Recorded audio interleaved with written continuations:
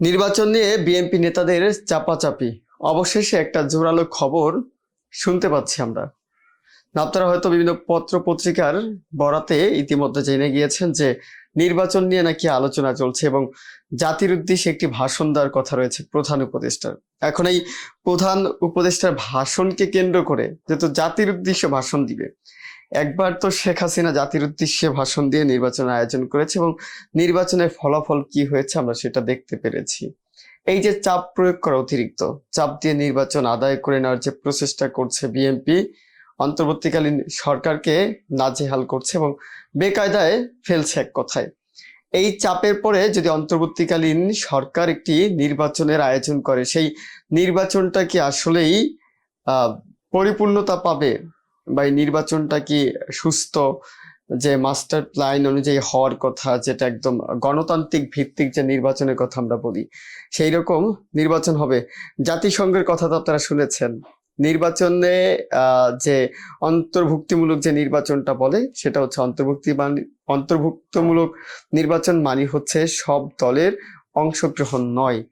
এখানে একটি বিষয় কিন্তু পরিষ্কার হওয়া যায় যে আওয়ামী লীগের কথা যে আমরা বলি যে আওয়ামী লীগ যদি না আসে তাহলে ভোট থেকে অনেকেই বঞ্চিত হবে। আওয়ামী লীগের ব্যাপক সমর্থক রয়েছে, একটি ভোট ব্যাংক রয়েছে, সেই ব্যাংকের ভোটারগুলা কি হবে, গণতান্ত্রিক আসলে পূর্ণতা পাবে? হয়তো আওয়ামী লীগ যারা করতেন তারা বিকল্প একটি দলকে যাচাই করবেন, বিকল্প একটি দলকে ভোট দিবেন, তাদের পছন্দের মনোনীত ব্যক্তিকে ভোট দিবেন, এরকমটা হবে। আওয়ামী লীগ যদি রাজনীতি না করে বা আওয়ামী লীগ যদি, দলটি যেহেতু নিষিদ্ধের আওতায় আনা হয়েছে এবং সকল দলীয় কার্যক্রমকে নিষিদ্ধ করা হয়েছে, সেক্ষেত্রে এক কথায় আওয়ামী লীগ নেই। আওয়ামী লীগ এখন ইতিহাস, এবং সেই ইতিহাসটি কিভাবে হয়েছে, ভয়ঙ্কর রূপে তাদের পতন হয়েছে এবং এখন ইতিহাস লিখিত হচ্ছে, জঘন্য রকমের ইতিহাস তাদেরকে নিয়ে। এটা সত্যি জঘন্য রকম ইতিহাস হলো, এটা বাস্তবতা।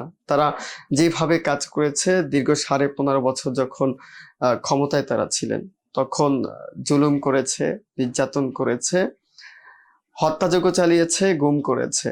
সেই 15.5 বছরের হিসাব নিকাশ এখন চলছে এবং সেই হিসাব নিকাশ যখন চালাচ্ছেন অন্তর্বর্তীকালীন সরকার, তখন এই সরকারটাকে ব্যাপক চাপ সৃষ্টি করছে একটি রাজনৈতিক দল। আমি কোনো রাজনৈতিক দলের পক্ষে নয়, অন্তর্বর্তীকালীন সরকারেরও পক্ষ নয়, কিন্তু যদি ভালো কাজ করে, যদি বিএনপি ভালো কাজ করে, তাহলে আমি বিএনপির কাজকে সমর্থন করব, তাদেরকে সাধুবাদ জানাবো। আওয়ামী লীগ যদি ভালো কাজ করতো তাহলে আমিও তাদেরকে সাধুবাদ জানাতাম, তাহলে আমি তাদের বিরুদ্ধে অবস্থান নিতাম না। তেমনি জামাত যদি ভালো কাজ করে, তাদের বিগত যে ইতিহাস, তাদের বিগত যে একটি কালিময় অধ্যায় রয়েছে, সেই অধ্যায়ের যদি পরিসমাপ্তি ঘটিয়ে যদি সাধারণ যে রাজনৈতিক দল, সেই দল হিসেবে মাঠে কাজ করতে পারে, তাহলে আমরা জামাতকেও সমর্থন করব, তাদের কর্মকাণ্ডকে সাপোর্ট করব। যে কোনো রাজনৈতিক দল, বিশেষ করে জাতীয় নাগরিক পার্টি, সেই নাগরিক পার্টিও যদি ঠিকভাবে কার্যক্রম পরিচালনা করে, তারাও যদি সততার সাথে কাজ করে, গঠনমূলক রাজনীতি করে, তাহলে আমরাও তাদেরকে সমর্থন করব। এটা আমাদের প্রত্যাশা। তেমনই আজকে যে বিষয়টা নিয়ে কথা বলতে চাচ্ছে, যে বক এতক্ষণ করলাম বিভিন্ন রাজনৈতিক দলগুলো নিয়ে, কিছু কারণ রয়েছে। আপনারা জানেন যে অন্তর্বর্তীকালীন সরকার গঠনের কিছুদিন পরেই বিএনপি তারা প্রচন্ড রকমের চাপ শুরু করেছে যে অন্তর্বর্তীকালীন সরকারকে নির্বাচনের রোড ম্যাপ দিতে হবে, সীমারেখা দিতে হবে, কবে নাগাদ হচ্ছে নির্বাচন সেটা বলতে হবে। নানা চাপ টাপ দিয়ে একটি পরিস্থিতি তৈরি করার চেষ্টা করেছিল এবং অন্তর্বর্তীকালীন সরকারকেও বেকায়দায় ফালানোর পায়তারা করেছে, কিন্তু তারা কঠিন হাতে, ডক্টর মোহাম্মদ ইউনূস একটু শৈল্পিক হাতে, যারা একটু মানে হঠাৎ করেই ক্ষিপ্ত হয়েছে, তাদেরকে দমন করেছে একটি নাটকীয়তার মাধ্যমে। আপনারা জানেন যে পদত্যাগের নাটক, একদল তো বেজায় খুশি হয়েছিল, কিন্তু তাদের আবার মুখ ভারী হয়ে গিয়েছে যখন দেখলো যে না, সত্যি ইউনূস পদত্যাগ করছে না। ইউনূস কি জানতে চেয়েছিল সেটা হয়তো ইউনূস জানতে পেরেছে, আর আমরা কিঞ্চিত হলেও বুঝতে পেরেছি যে এই পদত্যাগ নাটকের মাধ্যমে যে তার বাংলাদেশের জনপ্রিয়তা রয়েছে কিনা, জনসমর্থন রয়েছে কিনা, বাংলাদেশের সাধারণ জনগণ যা রয়েছে, ভোটার যা রয়েছে, তারা আসলে ইউনূসকে সমর্থন করে কিনা।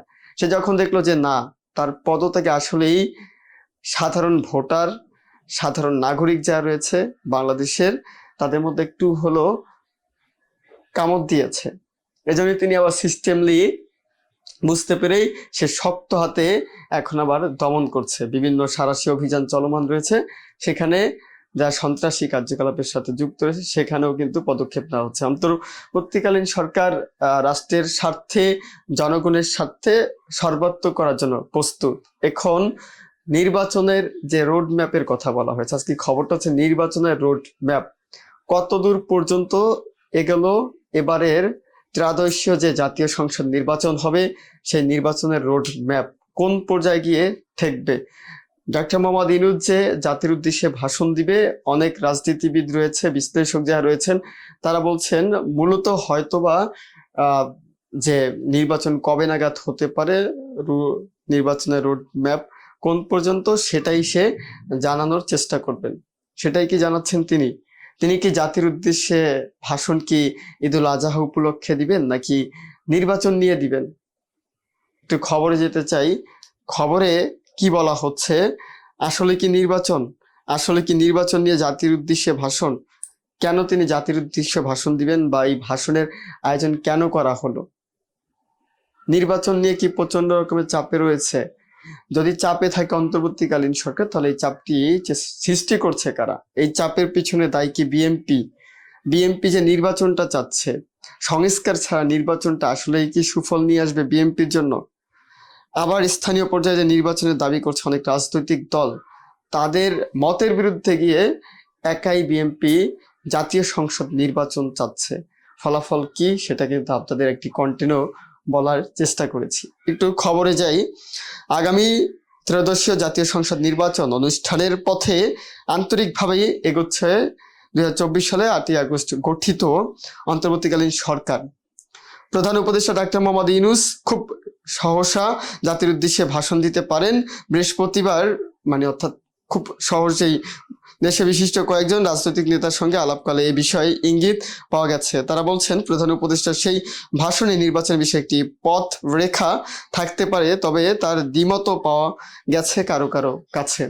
নির্বাচন নিয়ে যে পথ রেখা থাকতে পারে, সেই পথ রেখাও হতে পারে, আবার বলেই তো জাতীয় সরকার, সেই জাতীয় সরকারও গঠন হতে পারে এবং এই জাতীয় সরকারের প্রধান হিসেবে দায়িত্ব নিতে পারেন অন্তর্বর্তীকালীন সরকারের প্রধান। তবে কি জাতীয় সরকার গঠন হবে নাকি নির্বাচন হবে, একটি ধোঁয়াশা কিন্তু কাজ করছে সবার মধ্যে, যে জাতীয় সরকার গঠন করবে কি ইউনূস সরকার নাকি নির্বাচন দিবে। বিএনপির চাপ, জাতীয় সরকার গঠনের প্রচেষ্টা, বিএনপিকে দমাতেই কি জাতীয় সরকার গঠন করা হবে? এবং বিএনপি থেকে যে প্রস্তাব দেওয়া হয়েছে যে জাতীয় সরকারের রাষ্ট্রপতি হিসেবে ডক্টর মোহাম্মদ ইউনূসকে নিয়োগ দেওয়া হবে এবং প্রধানমন্ত্রী থাকবেন তারেক রহমান।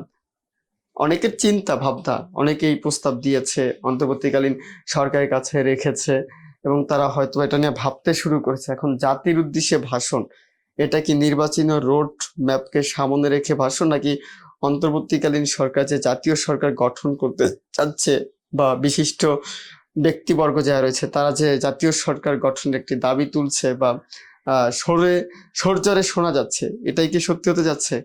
নির্বাচন নাকি জাতীয় সরকার ভাষণ, এই তিনে মিলে কি হচ্ছে আগামীর রাজনৈতিক মাঠে? ভালো থাকবেন, সুস্থ থাকবেন, শুভকামনা।